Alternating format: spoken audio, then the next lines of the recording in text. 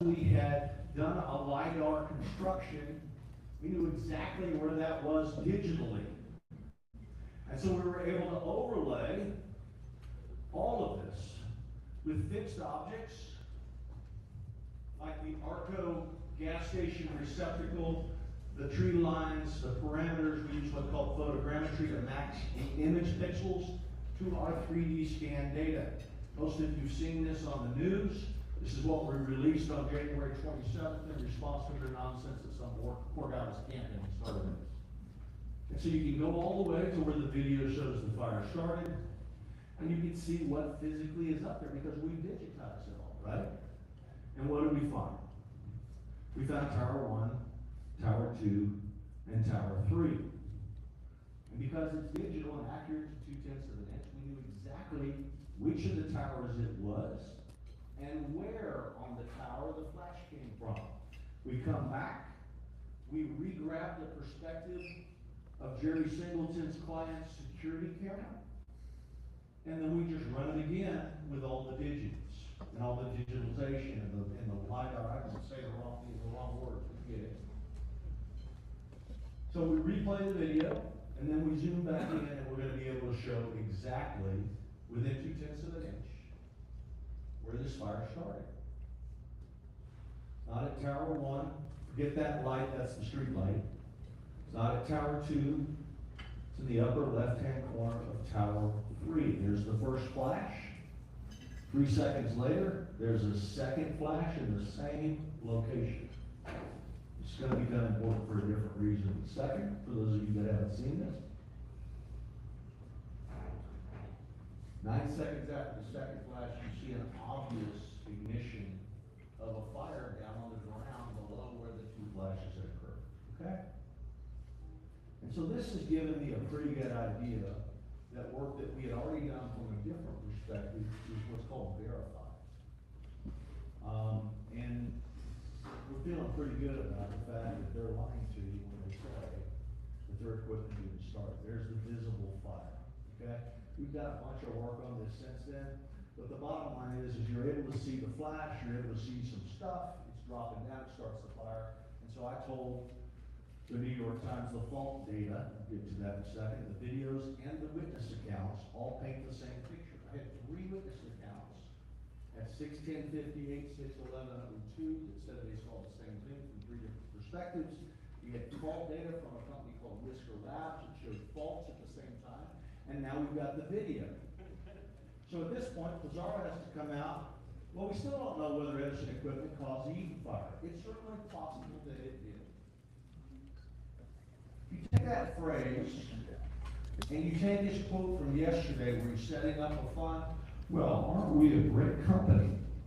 We're setting up a fund to streamline the process, even though we don't know what the investigation is going to show. Give me a break.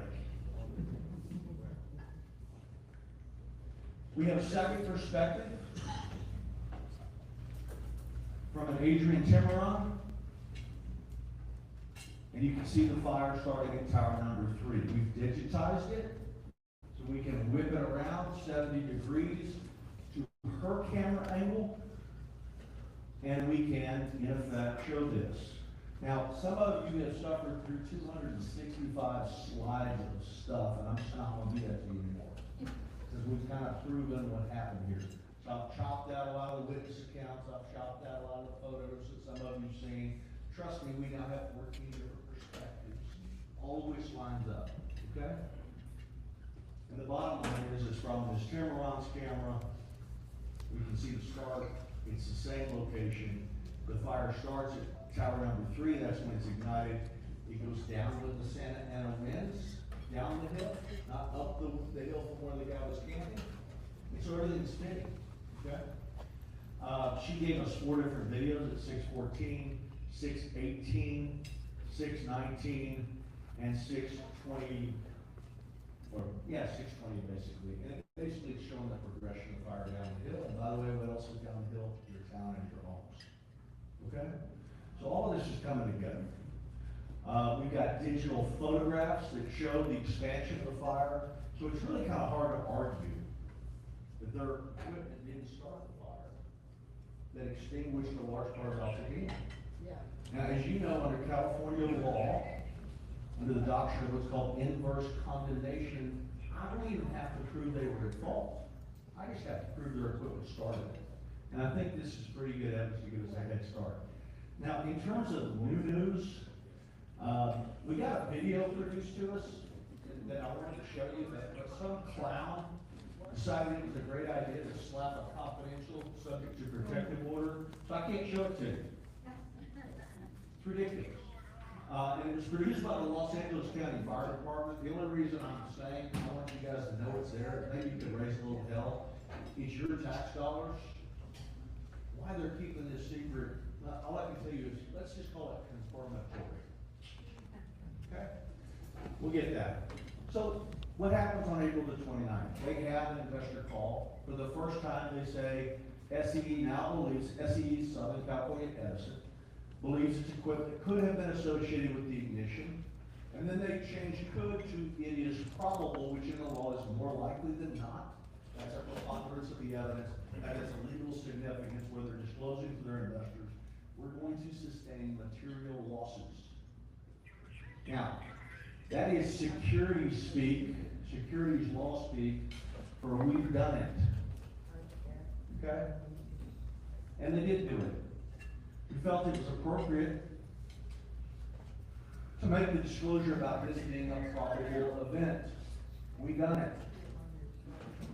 Based on where we are today, we're changing our designation to probable. We done it.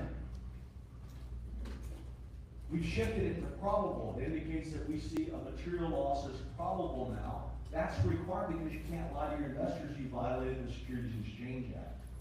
So since late April, they basically ultimately concluded that it's an Edison-related fire event, and then they talk about access to the fund. Why do they pivot? Once it's their fault, Wall Street knows they have to pay the damages. Wall Street knows it's billions and billions and billions of dollars, and the stock's going to sink. So plan B is to say, no, it's not. We have access to the fund. I like to call it the Holden Fund.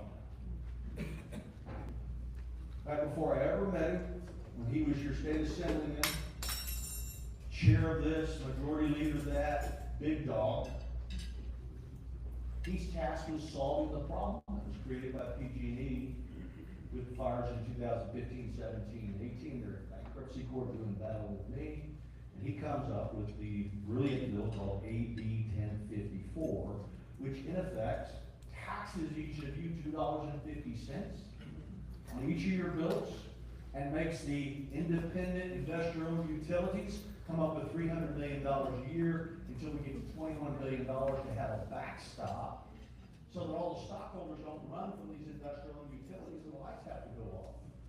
So it's a way to pay claimants, but keep the utilities that we have to have for the lights off, lights on, viable.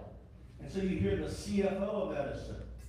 Well, the Wildfire Fund's available to us to pay damages claim. So period, full stop. He's telling investors it's not going to hurt our bottom line. Don't sink our stock, because if you do that, that's my bonus. There's nothing that would preclude us from accessing the fund. There's no limitation on the claims that are paid by the fund. I've got one.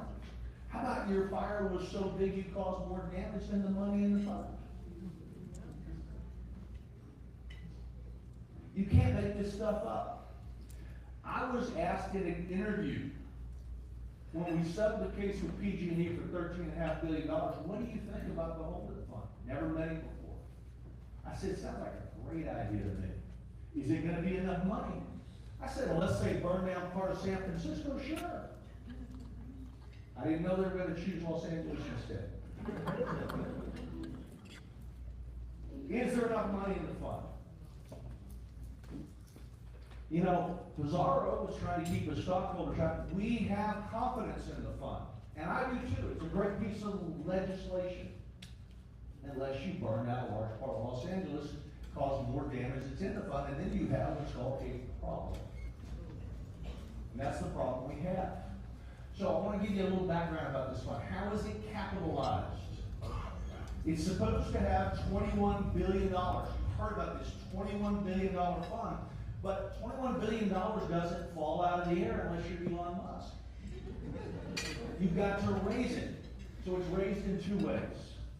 $10.5 billion comes from you, what's called non-bypassable charges. I love legislature's ability to say tax. Okay? You might remember 2001, hearing about PG&E taking bankruptcy back then. That one wasn't their fault. They got messed around by a company from Texas called Enron that was jerry-rigging your utility rates for profit. And it caused a bankruptcy. The way they got out of bankruptcy is they borrowed $6 billion from the water board and paid it back by assessing each of you a $2.50 tax for about 15 years. It was about to expire when Chris Holden got a hold of it. I'm not saying that with love in my heart. No, but it was smart, okay? The bottom line is that lights are about to go off. PG&E screwed it all up for everybody. And so we extended that $2.50 tax. And then we assessed from the investor-owned utilities, you guys who caused these fires have to come up with $10.5 billion to pay for half of the backstop. Okay? So you have NBC's non-bypassable charges to you. It's a customer tax. IOU's investor-owned utilities that have to come up with $10.5 billion. They basically injected $7.5 billion immediately, and then collectively they do $300 billion a year until it gets up to $21 billion. There's no problems with that. If you burn down part of Los Angeles before it's fully capitalized, you don't have enough money, and that's where we are. One of my competitors has a Wildfire website, and I thought it was pretty good. They were each required to contribute an additional amount that totaled $7.5 billion in different percentages. And then collectively, they kick in $300 million a year until they get to their $10.5 billion. And then on top of that, the bill extended a monthly surcharge on ratepayer bills from the Department of Water Resources that they borrowed money from in 2001 to get out of bankruptcy because of Enron into perpetuity or until 2035. Now, why is that important? What you pay at $2.50 tells Wall Street there's a backstop here. You can securitize that backstop. What does that mean? You can borrow against it to pay claims without sinking the companies financially. And you can keep the lights on and pay the claims. That's the concept, that's the brilliance. So where were we by the end of June when my vacation was supposed to start? Well, on the IOU contributions, the investor-owned utilities, they kicked in $10.3 billion of what was ultimately going to be, $9.3 billion of what was ultimately going to be 10.5. So they're $1.2 billion shy, 4 years away from fully capitalizing the fund, right? On your side, you all get kicked in $4.19 billion. $2.50 for every ratepayer in California adds about $1 billion a year to the fund.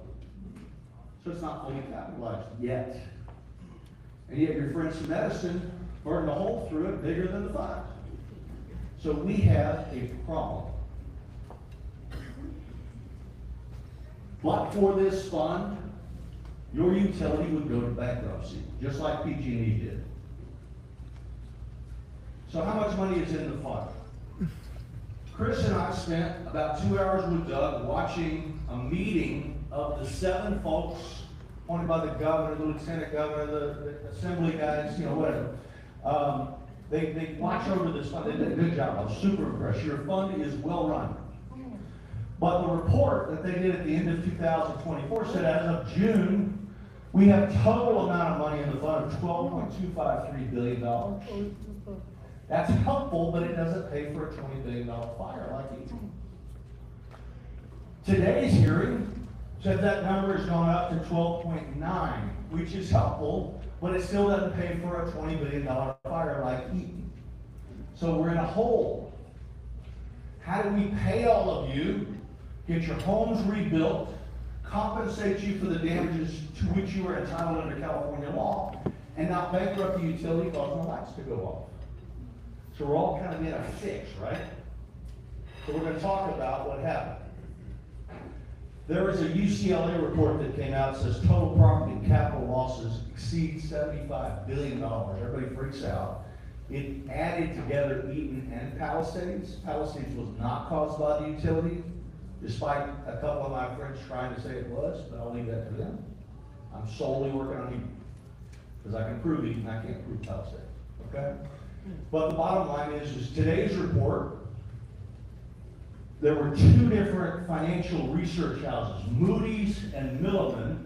Moody's says that the insured losses, low side for Eaton is $7 billion, high side is $12 billion. You have to add 20 to 25% to get the total economic losses, and that's before we pay a single one of the death cases, the personal injury cases, the mental anguish claims that you're all entitled to, and other non-pecuniary damages. So when I say this is a $20 billion fire, believe me. Milliman says on the low side it's 13.7 for insured losses. On the high side it's 22.8 for insured losses. Some of you are looking at me like, well, I wasn't insured. I know. Happens in every fire. And that's before we get to any of the non-pecuniary damages. So it's a $20 billion fire. We've got $12 billion left in the fund. We have a hole. The Los Angeles Times, Melody Peterson, reporter, has done probably a better job of reporting on the Eaton fire than anybody. Says the Eaton fire could wipe out California's $21 billion wildfire fund. She's right. The resulting claims may be substantial enough to fully exhaust California's wildfire fund.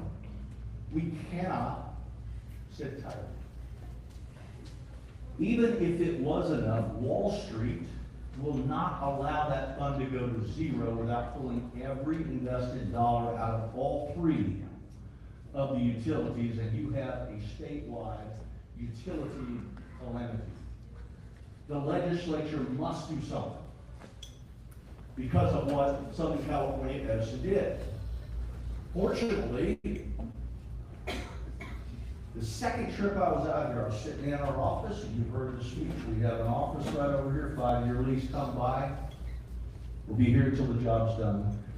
My partner comes in and says, you want to meet a man named Chris Holden? I said, Skippy. I know who that guy is. And we geek out over AB 1054 and why it's a brilliant idea, and I went and told my buddy, I said, we need that guy to run this show. Next thing I know, he's my boss. He's the chief executive officer, just like he was in the legislature. He knows how to get things done. He keeps me from screwing up. He keeps all those people with green shirts from messing up, because this is his home, his community, and this is, in my view, the opportunity to use his genius that was you voted for 6 times before term limits kicked him out. He's keeping it all going. Okay, so I have a problem. Right? I know how to prove how fires start. I think you would give me, we kind of got that in the back. I'm not an expert on how the California legislature works.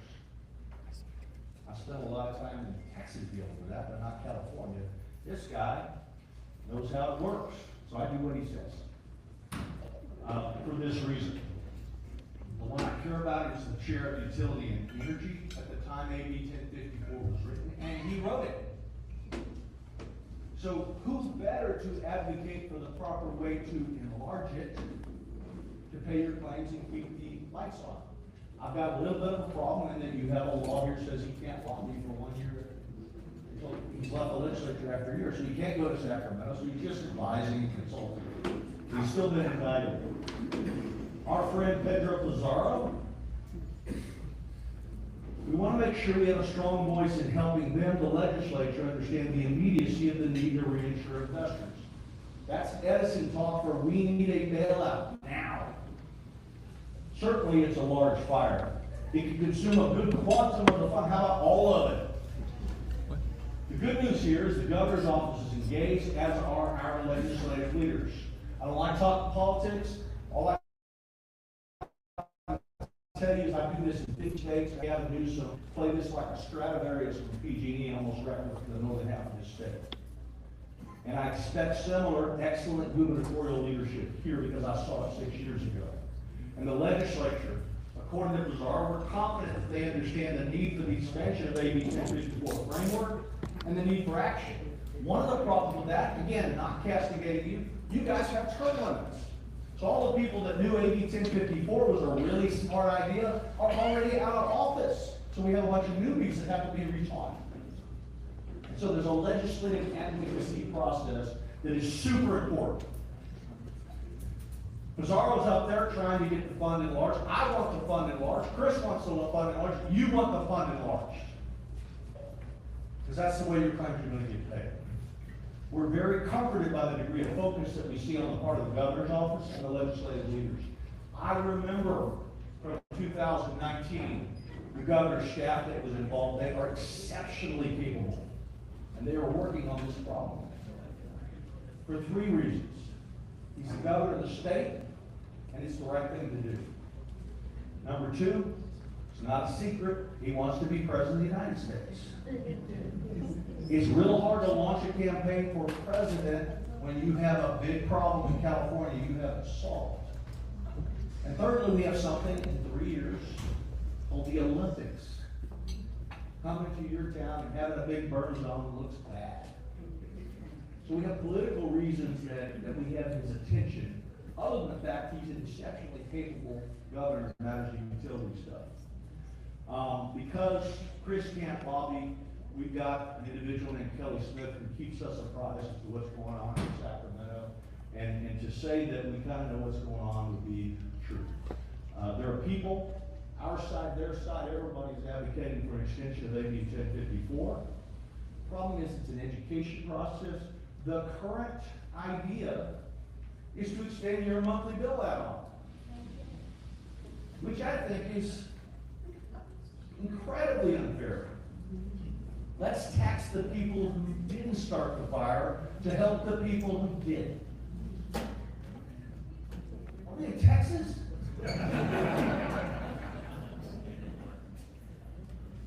It's not like just me saying this. Melody Peterson comes out, she finds out about this, she's ticked off too. California utility customers can get stuck with a big bill for the Eaton fire. She may have been ticked off. There was a state catastrophe response council who were told that Gavin Newsom and the legislative leaders were being urged to extend the monthly surcharge on electric bills beyond its planned expiration in 2035. The fee, called the non-bypassable charge, adds roughly $3 a month to the average residential bill. Newsflash, it's not stopping in 2035. The idea is to add it for 10 more years, 2045. Now, you might shake your head, and I get it, okay? The reason for that is there are people in New York that will loan money against that income stream. And that raises more money to pay your claims, which is why it's a solid idea, whether you like it or not. It raises money to pay claims and rebuild houses. What I hate about it is it's good because it adds $923 million to fund every year. If the fee were extended an additional 10 years, it would require the customers of all 3 utilities all across the state to inject another $9 billion into the fund. If we're at 12.9 and we have 9 more, there's 21.9. If the damages are 20, we're getting more. But the populist in me says it's so incredibly unfair. How about we make the people causing the fires to kick in as well? So we've been watching what's happening. Newsom has hired the same consultants he hired in 2019. There's 4 of them. The principal consultant is called Guggenheim Partners. It's a New York behemoth that has really smart people. And they were really smart in 2019. Probably worked with Chris. But the bottom line is they own stock in the 3 utilities. Whatever. I thought that only happened in Texas, but here we are. And so we're trying to figure out, okay, well, this is a good start. Let's grow the pot, but why don't we advocate, and we at LAFirejustice.com are advocating that the people who caused the fire, they're not going to pay all the bill, they should pay part of it, about half of it, like we did in 2019. So we'll have people up in California advocating on your behalf, hoping to cut that bill in half for you. and arguing, more importantly for you, that Edison should not even get to partake of the fund until it commits to paying all your claims.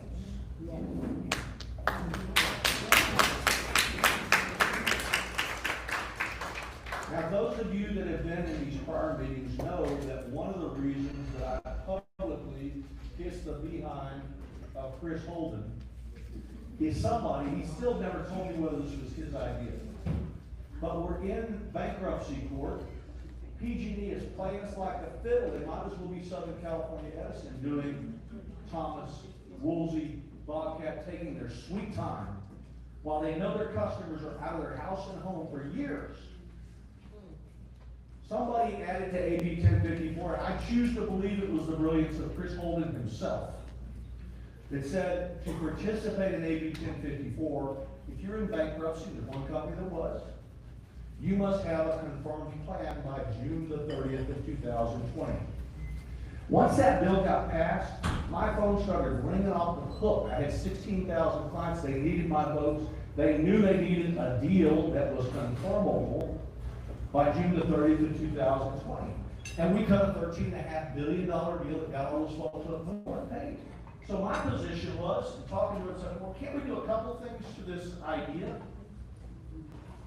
Let's say the utility should pay in as well. And by the way, let's use the same logic that worked so well in 2019. You can't participate in the fund until after you pay everybody and rebuild out to the end. How about that for a concept?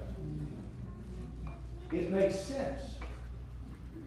So when I got off the Guadalupe River on Tuesday night and thought I was going to spend the next 3 days catching up in my office, I was not surprised when I got the call from Doug Boxer that says, there's a fund. My wife was not happy when he said, I need you in Los Angeles tomorrow to explain it.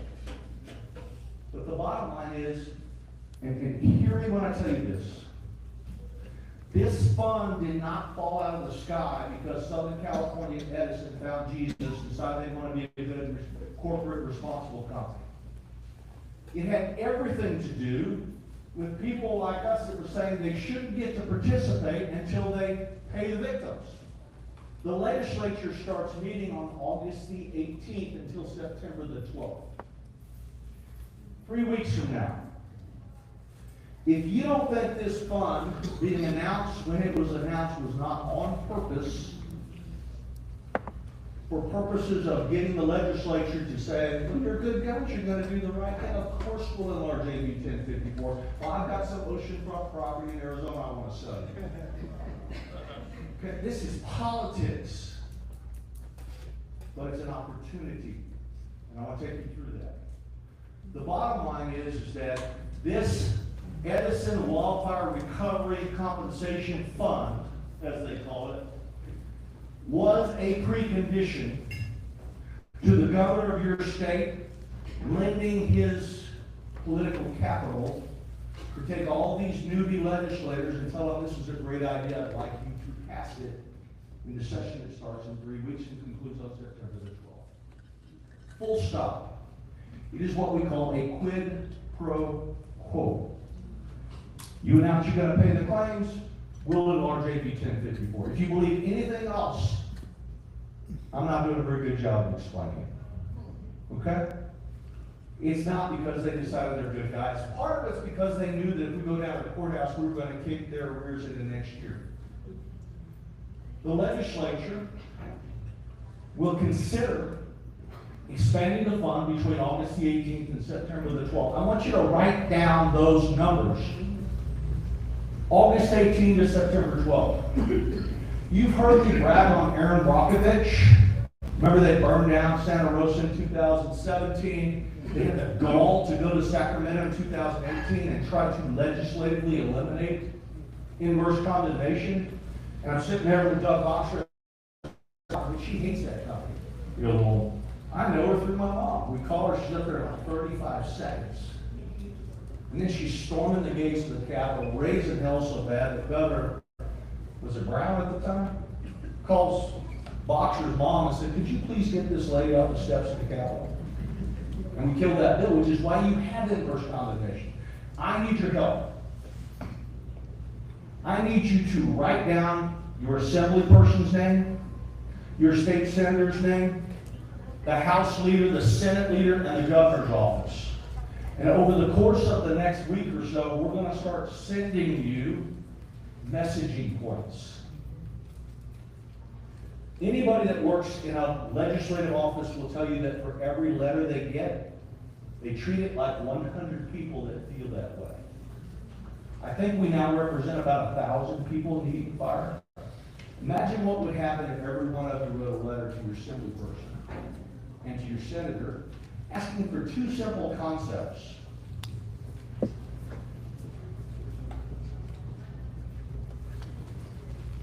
Go from the present idea of taxing the people who didn't start the fire, also require the people that did to kick in through the enlargement of AB 1054, and do not allow Edison to participate until they pay the claims. Everybody wants to know what I think about this fund. I think nothing. It's not an offer. Did anybody see an article that said the fund is going to pay X number of billions of dollars? Nothing. Did anybody see in an article, here are the claims processes and procedures, the rules of the road? Nothing. Did anybody say who's going to run the fund? Now you've heard about this guy, Ken Feinberg. He ain't running the fund, and I'll show it to you. They're using his name to get past the legislative session in 3 weeks to get their bill passed, but their own words say, Feinberg's not running the fund, he's consulting, he's giving us ideas. We're running the fund. It's ridiculous. So we're going to need some legislative advocacy from each and every one of you. You have the ability to solve the problem. You have the ability to force Edison to do the right thing, not because they're good guys, but because they have to, because they'll go bankrupt without this enlargement. You have the leverage. Okay? That's why my wife is pissed at me tonight. That's why I'm out on the river helping that guy look for his wife. The timing of this is so important. For his daughter. The timing of this is so important. You must light up the communications. Two things. Do not enlarge AB 1054 until the people who caused the fire kick in as well. And do not let Edison participate until after they have paid the claims. What a novel idea that we should rebuild Altadena 1 year after the fire instead of 5. You have the power to make that happen. So, let's talk about the details of the fund. I hit all the journals. I promise you that when Chris Holden was in the legislature, he's got a staff member that all they do is read all the newspapers and send him what's called clippings. And they're clipping books. In the legislature, it's like Cliff Notes. You don't want to read the book, but you want to pass the test. He's in the legislature, he wants to look at forms, he's looking at the clippings. The legislative services hand out the clippings to everybody in the Assembly, everybody in the Senate. They all say, here's your clippings. Well, isn't Edison a fine company? They've agreed to pay everybody. I heard it on the AB 1054 committee. I want to take some time to commend Edison for what they did today.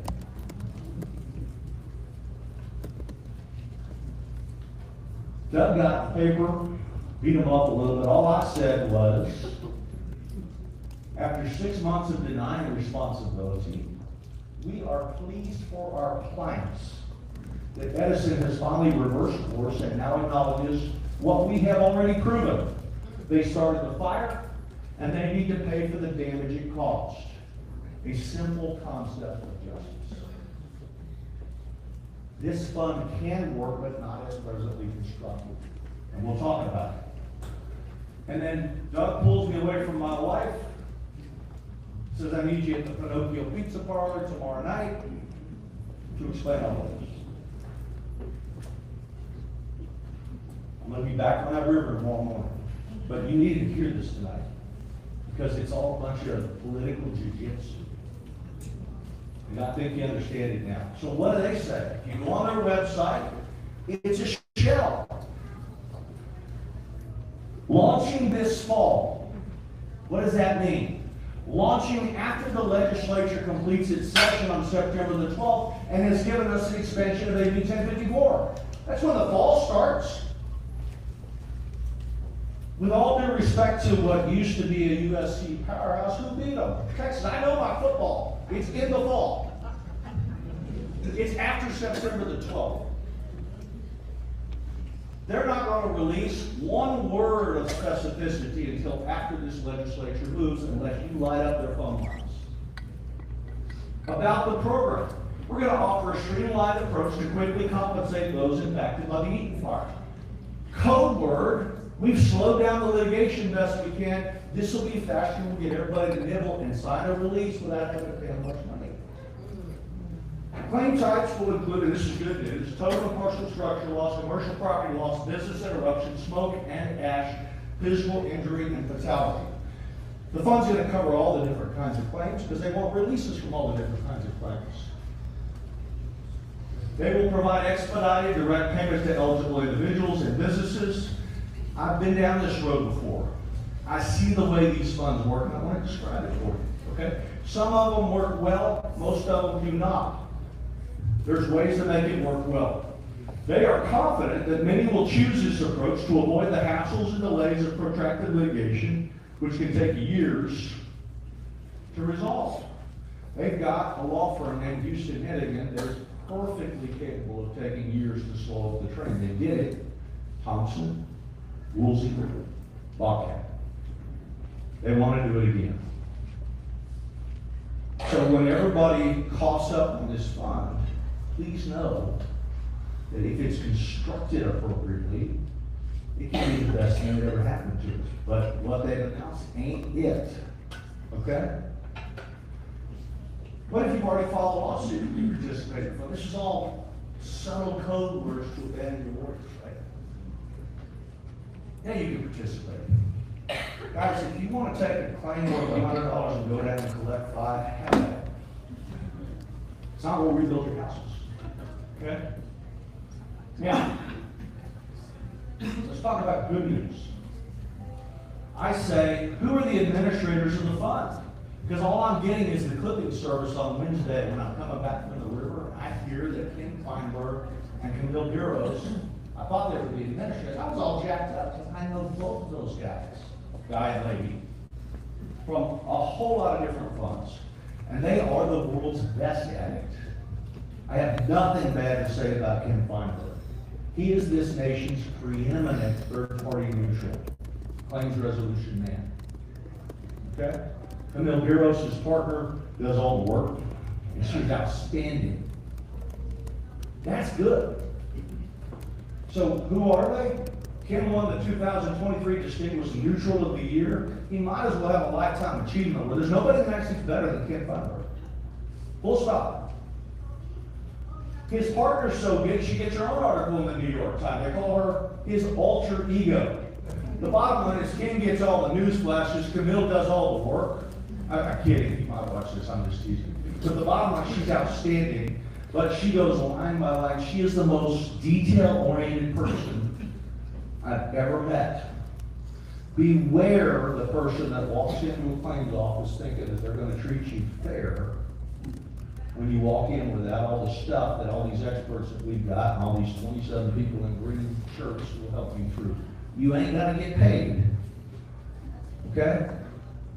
If you show up with that stuff, these people will fairly and efficiently pay the claim. But here's my problem. When I get to researching this morning, I woke up at 3 in the morning to build this PowerPoint for you. I go to their website, they've got a press release. Feinberg Bureaus to advise on program design. What the hell does that mean? That's not they're going to administer the claim. That means you bought the reputation of the world's best claims administrator, and you're not going to put them in the pool. They're the world leaders in compensation fund design and administration. I agree. Quote, to consult on the design of this program. That means you got nothing. This is all window dressing designed to get them through the California legislative session that ends on September the 12th. But it's a good start. Believe me when I tell you, if we can redirect this, not only to require the people that start the fires to kick into the fund, not only to prevent Edison from participating in AB 1054 until they settle your claims, but if we can just make it's a big tweak, because they lose control. Funds that work are when companies come in, usually at gunpoint, and state on day one how much money they're going to kick in. Let me give you an example. April the 20th of 2010, BP oil spill. President Obama calls the chief executive officer of BP into the White House while he was on vacation. He gave a terrible quote about how inconvenient it was for his family. And he walked out 4 hours later committing to a $20.5 billion fund. That is presidential power. And they said that Feinberg was going to run it. That's not what happened yesterday. These people put no dollars out, and they're not letting Feinberg run it. When Feinberg's run it, his books take you through it. Who gets what is life worth? They're so good. They made a movie, Michael Keaton, Stanley Tucci. He divides up funds, and he does it better than anybody in the United States. But he's not being asked to do that. Here was BP. We go have a meeting with the president, $20 billion fund. They called it Independent Claims Facility, administered by Ken Feinberg. Good news. Already done Agent Orange, already done 9/11. But then it turned out that BP kept control over the fund. They were paying him $85,000 a month. They gave him a raise to they were paying him $850,000 a month. They raised it to $1.25 billion per month, and they were calling themselves independent. The lawyers had to go in front of the judge and said, look, you can't be having ex parte communications with our clients saying it's independent. You're not. Now look, I'm not showing you this to bag on Feinberg. Somebody's got to pay, right? I don't have any problem with the defendant paying him. But the funds that work best is when they put the money in and leave him alone to do the right thing, and he will do it fairly and efficiently. That's not what's happened here. Based on history, what will be required of you to participate in this fund? Well, they say an attorney's not needed to apply. That's exactly what they want. You walk in there without any documents. They tell you you can't prove anything. You sign a release for the 5 cents on the dollar. You nibble up the breadcrumbs and you never get the loaf. You don't get to rebuild your house. What kind of documentation do you need? Details will be available on this website soon. My prediction is that will be soon after September the 12th.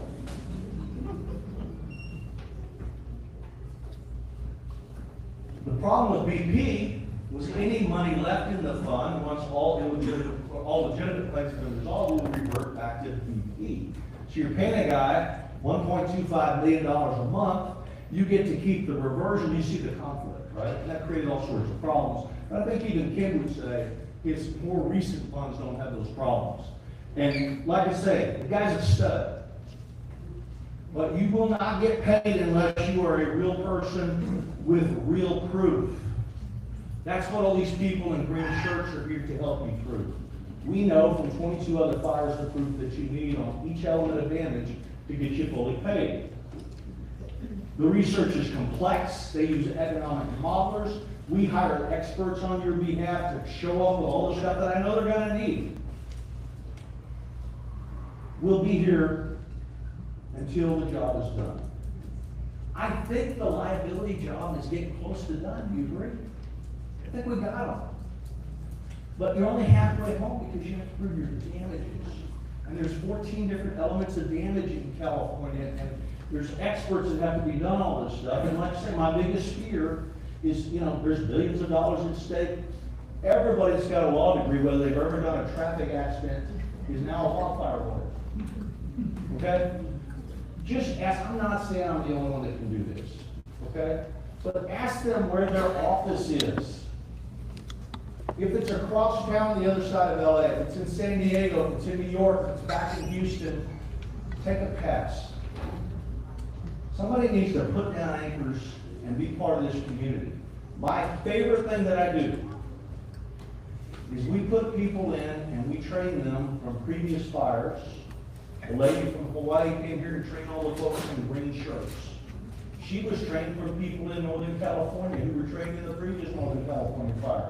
They'll train the next fire because Bill Murray says it'll happen again. They are your neighbors. They care more about your community than anybody I could bring from Texas. They will be here until the job is done. We have to use Doug's name. Basically, he's the eye candy, and I'm the guy with the face built on the radio. I'm kidding. He's a hell of a warrior. Okay, he's my buddy. We do this all the time. We tease each other. He's the one with the California bar license, and it's his office. But these are our people. Jordy, Harold, Christian Archer's son. We've done this over and over again. They know what they're doing. Okay. Last night, and I don't like sharing people's texts, but he gave me permission. I wrote Ken. I said, glad you'll be running the Eaton Fire Compensation Fund. That's before I found out he wasn't, but we'll get there. I look forward to working with you and yours to achieve just compensation for my clients and all the other victims of the Eaton Fire. I sent him my email address so we could get started. He very graciously, 2 minutes later, said, I'll get you a draft of the claims procedures in a week or two. That is good news. You have the world's best claims administrator using transparency with the people on the other side of the V to formulate claims processes that are fair. And I was all juiced up. I jumped on the box. I said, don't say anything bad about this fund yet.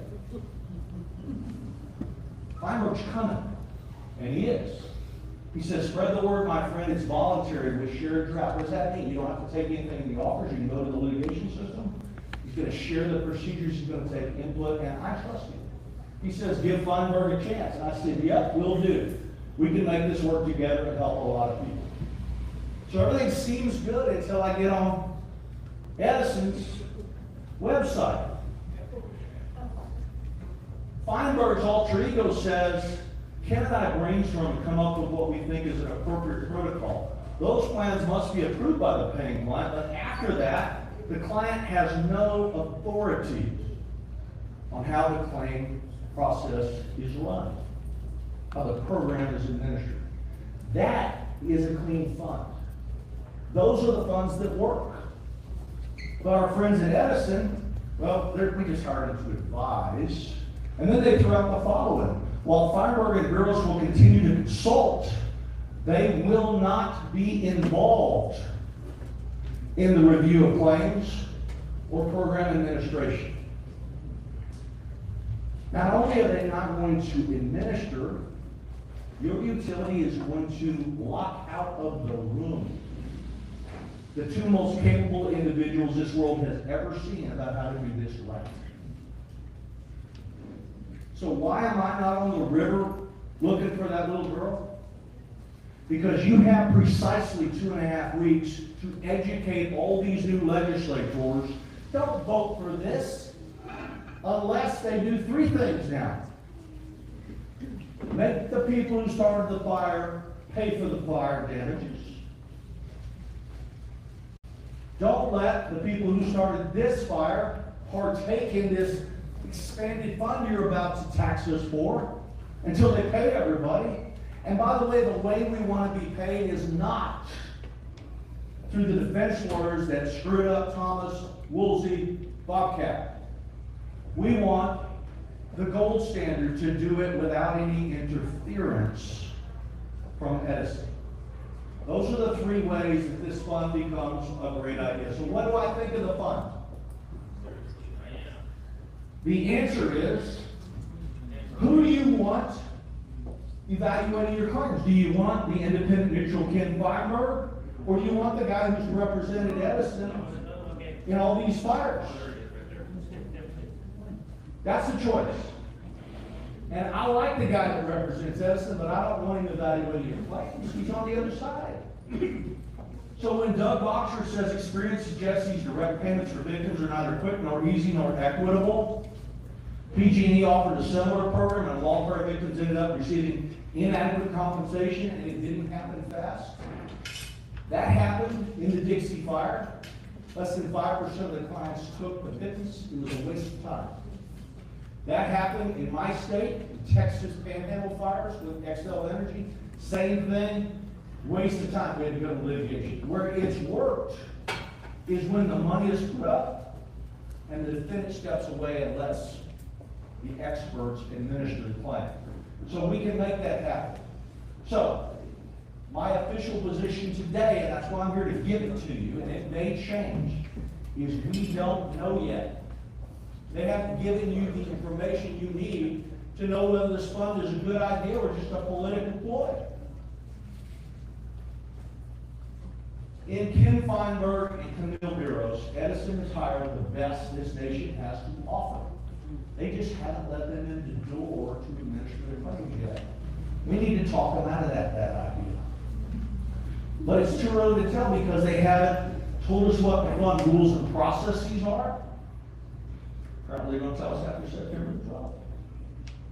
They haven't told us how much is going to be paid by the fund. Apparently they're going to keep that a secret until after the legislature does what they want. Who's administering the fund? Well, it damn sure is not Ken Feinberg and Camille Bureaus. Their own website says it, which tells me it's their lawyer that handled Thomas, Woolsey, and Bobcat. That can't be. Who decides the damages? Sounds like their lawyer who decided the damages, Thomas, Woolsey, and Bobcat. You're smart enough not to buy this nonsense. Okay?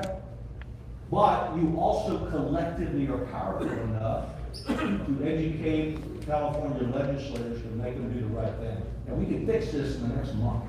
Okay? So we've got leverage. So what do I think of the fund?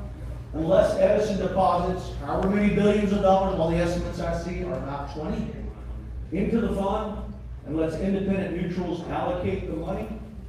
See how that can yellow? It's a big yellow light. Slow down, we don't know.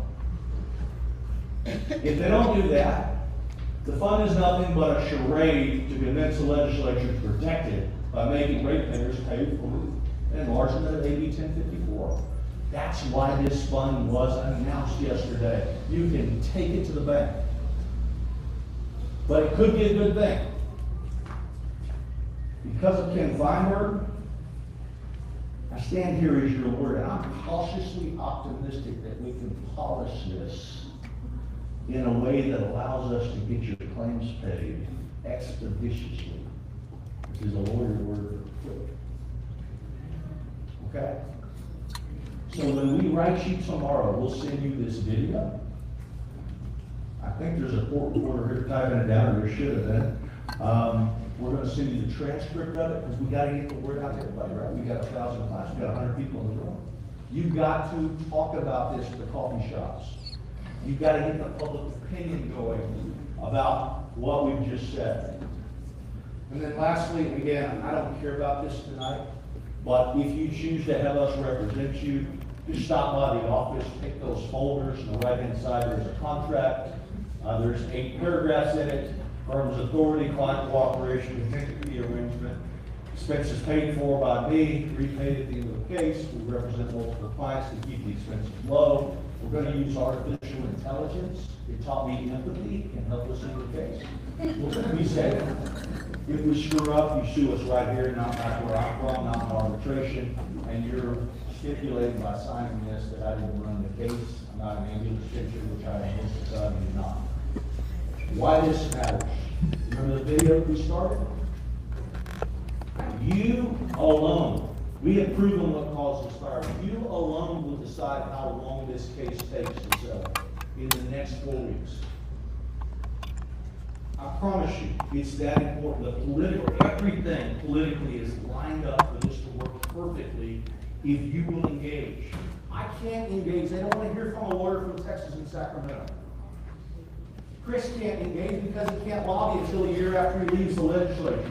Doug can try. We can send Aaron Brockovich up there, but what legislators want to hear from is fire survivors. If you write the emails that we ask you to write and make the calls we ask you to make, this thing's going to get cleaned up in a white hot hurry. And this could be, this fund, which we're all against right now, could end up being the best thing that ever happened. Okay? So that's my update. I promised my mother before Boxer pulled me out here, and I'm glad he did, that I was going to fly home to Corpus Christi, which closes the airport, because I got to work on the wheel tomorrow. I was supposed to do it last week, but then we had a little flood. Okay? So I'm going to answer a few questions, but as soon as it turns 8 and I've got 5 minutes, I'm sorry about that, I've got to run out that door. Okay? Because I won't make it back. So let me start with questions, then I'm going to hand it over to Boxer. Anybody?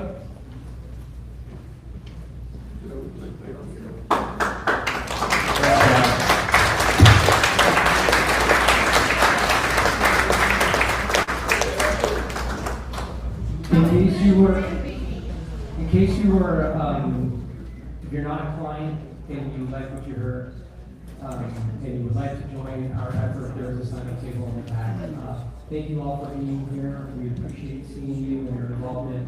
Michael is right. I will be loving you with tips, tricks, and requests to communicate with your legislators. I may just wait until there's actual legislative language, but we will see how this goes about in the course of the next couple weeks. Thank you very much. Drive safe and be here.